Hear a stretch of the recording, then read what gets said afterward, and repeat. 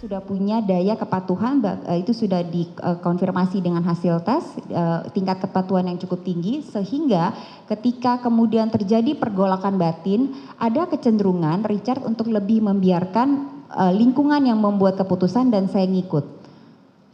Apalagi kemudian banyak faktor lain juga yang terlibat, dia berada pada institusi yang sangat kaku. Dia berada levelnya sangat di bawah dibanding yang lain ada di ruangan tersebut. Kemudian dari sisi usia juga dia masih belum matang.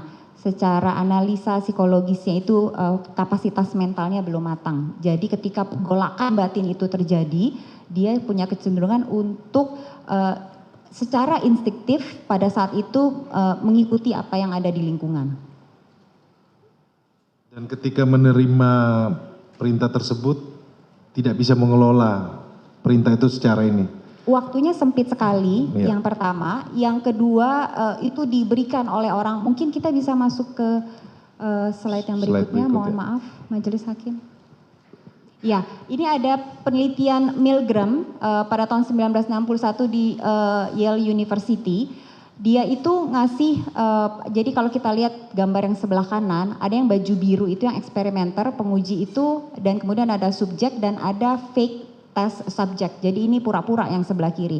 Nah, si subjek penelitian ini diminta untuk administer untuk kasih shock listrik.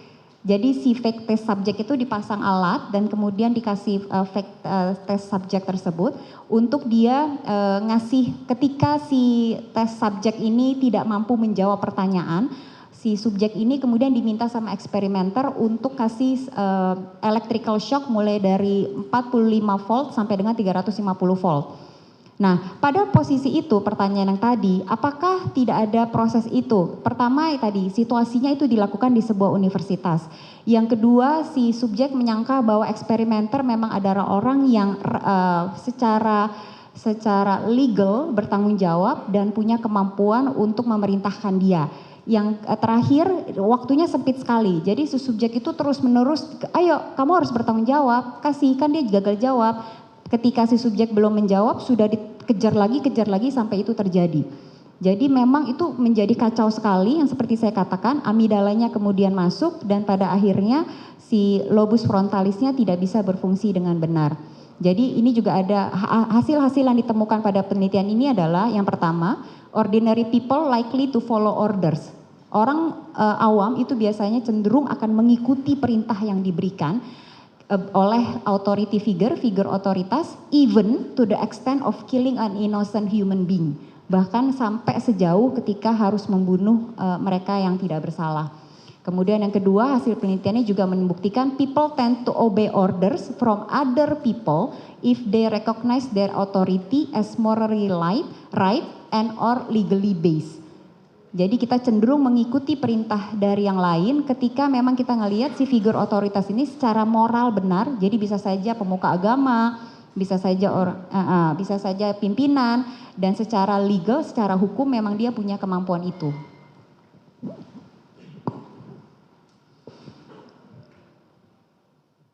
Kemudian saya pengen tanyakan kepada ahli terkait dengan relasi kuasa. Dari perspektif psikolog, bisa dijelaskan? Ya, relasi kuasa adalah salah satu konstruk dalam psikologi juga. Dan itu hal yang sangat wajar dan normal terjadi.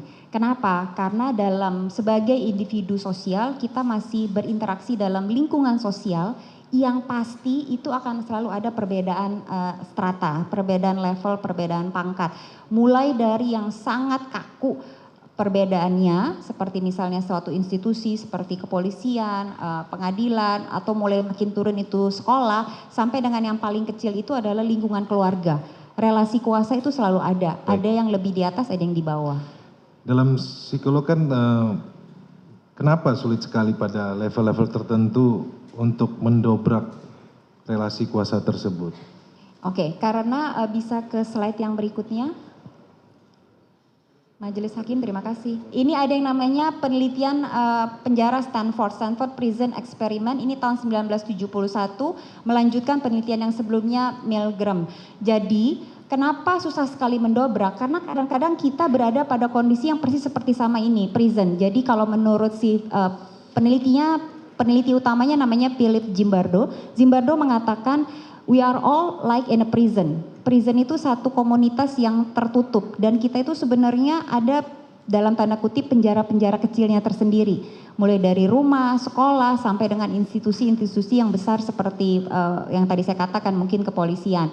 Dalam lingkungan sempit tersebut itu biasanya ada struktur yang sangat kaku, ada kuasa yang jelas-jelas terlihat, mungkin tidak tertulis secara jelas, tapi memori kita mencatat, merekam bagaimana selama ini kuasa tersebut dijalankan. Dan bagaimana ketika perintah tersebut tidak dilakukan, ada konsekuensi fatal yang bisa diterima. Jadi memori itu ada di kepala kita, sehingga ketika ada satu perintah yang kita tidak suka, seperti halnya di penjara tersebut, kita tidak mau melakukannya, kita melihat yang sebelumnya itu kena konsekuensi dan aku tidak mau. Karena aku tidak mau, makanya udah deh jalanin aja, toh nggak bisa ngapa-ngapain karena kita ada di prison ini, ceritanya demikian. Dan itu kalau kita lihat, kalau berbicara mengenai relasi kuasa yang tadi, absolute power corrupts absolutely. Jadi Zimbardo menemukan mereka-mereka yang memiliki kuasa absolut itu biasanya punya kecenderungan untuk korupsi absolutely juga. Yang kedua, those who were given the position of authority quickly took advantage of their role. Karena penelitian ini harusnya hanya dilakukan selama 14 hari. Jadi ceritanya hanya 14 hari di mana mereka semua ini adalah dibayar ceritanya. Mau nggak ikut dalam penelitian ini? Ini ada yang berperan sebagai kepala penjaga penjara, ada yang berperan sebagai yang dipenjara. Tapi penelitian ini harus dihentikan pada hari ke-6 karena mereka-mereka yang berperan sebagai kepala penjara itu corrupts absolutely. Yang menimbulkan istilahnya yang di penjara itu menjadi punya gangguan kesehatan mental.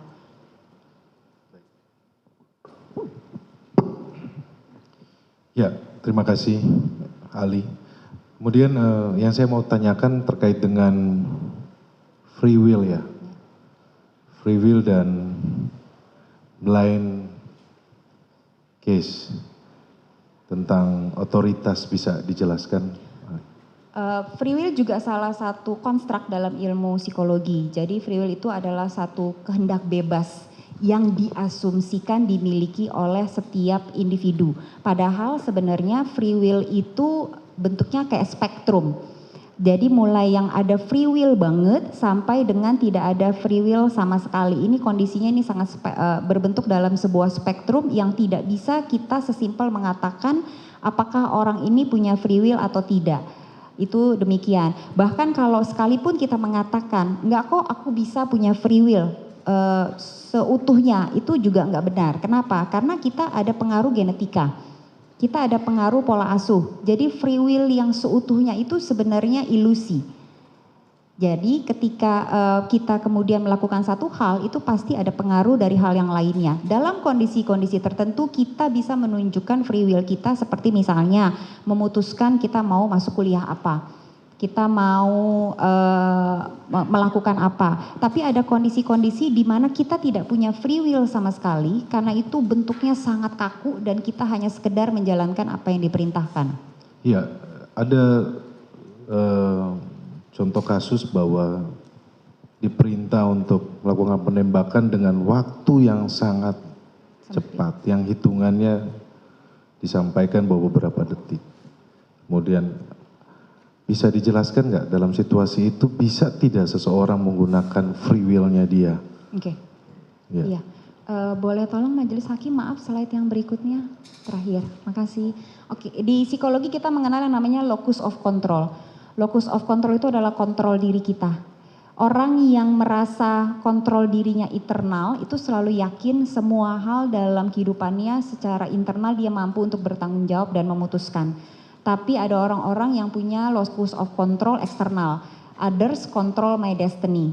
Jadi apa yang aku lakukan, tindakan apa yang aku harus ambil itu dipengaruhi oleh orang lain. Nah, sama halnya dengan konstruk psikologi yang lainnya, ini juga bentuknya spektrum. Jadi bisa bergerak ke internal, bisa bergerak ke eksternal. Ketika dalam kondisi contoh kasus yang tadi Pak Penasihat Hukum mengatakan, yang terjadi adalah dia tidak punya free will dan locus of control-nya eksternal. Karena benar-benar diperintahkan dalam jarak waktu sangat pendek dan kemudian jiwa batinnya tertekan, dia si amigdala otak emosinya membajak otak yang harusnya melakukan analisa. Pada titik itu individu tersebut pasti kehilangan locus of control. Free will-nya kemudian baru bisa bergerak, mulai bergerak lagi dari eksternal, kemudian bergerak menuju ke arah internal, ketika akhirnya perlahan-lahan dikasih waktu untuk menganalisa apa yang terjadi. Tapi kalau ditanya pada titik itu seperti apa free will-nya, sudah jelas pada titik itu dia tidak punya free will dan locus of control-nya ada pada orang lain eksternal. Ketika saat juga diperintah dengan jabatan yang antara langit dan bumi juga. Iya, itu juga salah satu seperti yang tadi berkali-kali saya katakan ya, kalau kita berbicara kondisi psikologi klinis, itu konstruk dan faktor yang terlibat itu bisa banyak. Tapi dari hal-hal yang banyak ini kemudian bekerja sama akhirnya menghasilkan output keluarnya seperti apa. Nah, salah satunya tentu saja juga itu, ada perbedaan strata yang cukup tinggi yang mengakibatkan kecil sekali, kalau nggak mau dikatakan tidak ada, kesempatan untuk menolak atau mengatakan tidak mau. Ya. Kita kembali kepada Richard Eliezer ketika Ali mendampingi sebelum dan sesudah ya, Ali kan mengikuti proses ini. Kemudian ada ketakutan yang tadi disampaikan, kemudian kecenderungannya dia hipomania ya, tadi disampaikan. Bisa jelaskan terakhir ketika Ali melakukan assessment kepada Richard Eliezer, hal-hal apa saja yang terupdate atau terlihat dari Richard Eliezer? Iya, secara keseluruhan Richard Eliezer, mohon maaf sebelumnya apakah saya harus menyerahkan hasil asesmennya Pak Majelis Hakim? Ke JPU juga.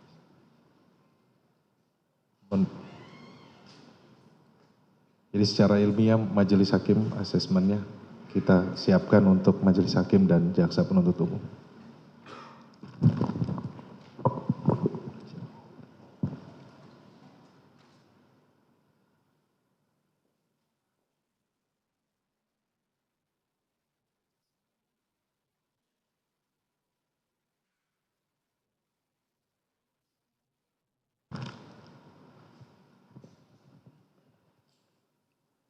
Iya, menjawab pertanyaan yang tadi, kalau kita ngelihat di bagian integrasi hasil tes, terlihat bahwa hasil kecerdasan Richard itu berfungsi rata-rata, berfungsi dengan baik dalam arti bahwa dia mampu sebenarnya untuk mengolah informasi yang diberikan, dia tidak ada kesulitan untuk memahami instruksi dan perintah, dan kemudian dia juga tidak ada kesulitan dalam berinteraksi sosial. Kemudian tapi dari kecil dia punya kecenderungan untuk patuh dan avoidance konflik seperti yang dari saya katakan, menghindari konflik, cenderung mencari damai yang memang seringkali menyebabkan itu tidak menyelesaikan masalah. Tapi kemudian karena hubungannya yang cukup baik dengan orang tua, biasanya kondisi-kondisi tersebut terurai karena dia banyak berdiskusi dengan orang tuanya, itu satu. Yang kedua dari sisi keteguhan spiritualnya dia dalam sisi agama, dan itu terlihat sekali berulang kali ada. Selain itu profil klinis yang didapatkan melalui asesmen MMPI juga memperlihatkan bahwa dalam beberapa waktu terakhir ini Richard memiliki gejala yang menjurus ke kendala psikologis tertentu seperti tadi sudah saya katakan, di mana profil klinis ini menunjukkan ia memiliki kecenderungan hipomania dominan. Kenapa sampai dengan hipomania? Karena ada emosi yang secara mudahnya kita katakan flip. Dari takut yang luar biasa, dia kemudian flip berpindah ke spektrum yang lain, menjadi sangat bersemangat dan berenergi untuk kemudian melakukan sesuatu, tapi tentu saja karena masalahnya belum selesai, hipomania ini sebenarnya adalah topeng yang di bawahnya adalah kecemasan. Secara umum dia mampu untuk terbuka pada gagasan baru, kecenderungan analisa dan deduktifnya juga baik. Tapi pada beberapa kondisi yang seperti tadi katakan dia punya kecenderungan untuk patuh pada lingkungan sehingga dia bisa melupakan sisi analisa dan deduktifnya ini. Kurang lebih demikian.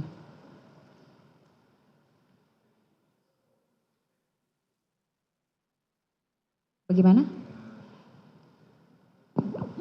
Jadi contohnya begini, ketika seorang Richard Eliezer, ini saya coba mencerna ya apa yang disampaikan oleh saudara ahli. Ketika seorang Richard Eliezer ditawarkan minum teh atau kopi. Richard Eliezer ini mau teh, tetapi dia tidak bisa menjelaskan. Itu karena dia tidak bisa memilih. Ya. Apakah itu karena ada kaitan dengan masa lalu dari... Banyak sekali, ya salah satunya tentunya adalah masa lalu, karakternya dia, pengalamannya dia, kemudian habis itu interaksi sosial dengan lingkungan juga seperti apa, belum lagi mungkin ada kecenderungan merasa minder dan tidak percaya diri, bisa karena sosial ekonomi yang berbeda dari yang lain, jadi cenderung untuk lebih ya udah deh apa yang ada di depan mata, apa yang terhidang, apa yang disediakan saya ambil, apa yang disuruh, apa yang diperintahkan saya kerjakan. Karena kadang-kadang kondisi seperti itu dari kecil sangat terbiasa dan pada akhirnya itu masih menetap. Ini yang di sini dikasih juga konklusi dan saran salah satu yang memang harus dirubah dari Richard. Baik. Saya pikir cukup ya. Ada lagi yang mau disampaikan di slide? Tidak ada. Baik. Terima kasih untuk Ibu Lisa Marli Japri. Saya akan beralih kepada Dr. Penasihat hukum dan jaksa penuntut umum. Sebelum dilanjut saya skors 5 menit sebentar ya. Baik. Sidang perkara nomor 798 Pit B 2022 atas nama Richard Eliezer Budiang Lumiu diskors. Ke toilet.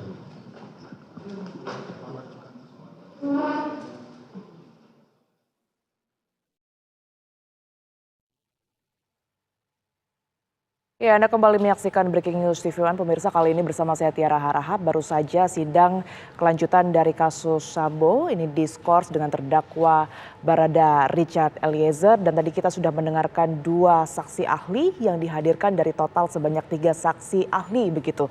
Saksi pertama ini merupakan Romo Frans Magnis Suseno yang kemudian ini didalami oleh kuasa hukum Barada Richard Eliezer ini mengenai seputar filsafat kehidupan begitu, di mana dijelaskan pula oleh saksi ahli mengenai suara hati Richard Eliezer yang kecenderungannya ini adalah bisa dipengaruhi terutama dalam kondisi yang saat itu sedang ketakutan ataupun juga di bawah tekanan begitu.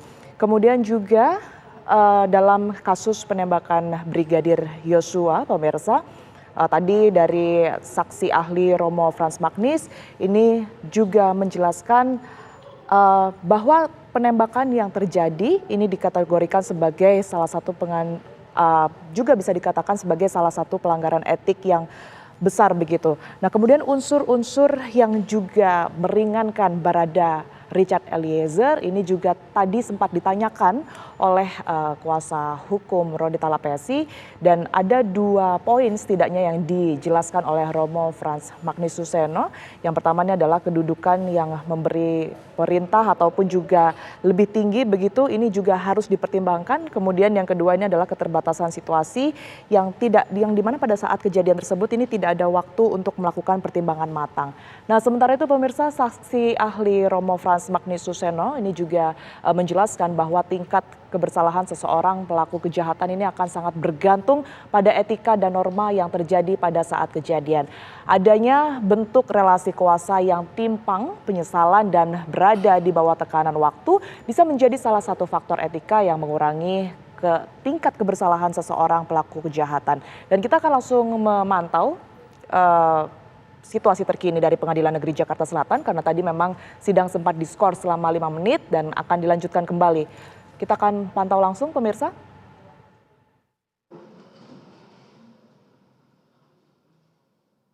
Selatan tadi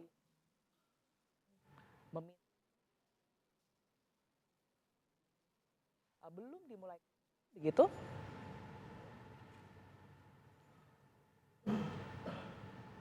Nantinya saksi ahli yang kemudian ini akan dilanjutkan untuk didalami keterangan atau juga kesaksiannya oleh penasihat hukum Richard Eliezer. Ini adalah Dr. Reza Indragiri yang merupakan psikologi forensik. Dan breaking news TV One pemirsa akan kembali sesaat lagi usai jeda berikut ini. Tetaplah bersama kami.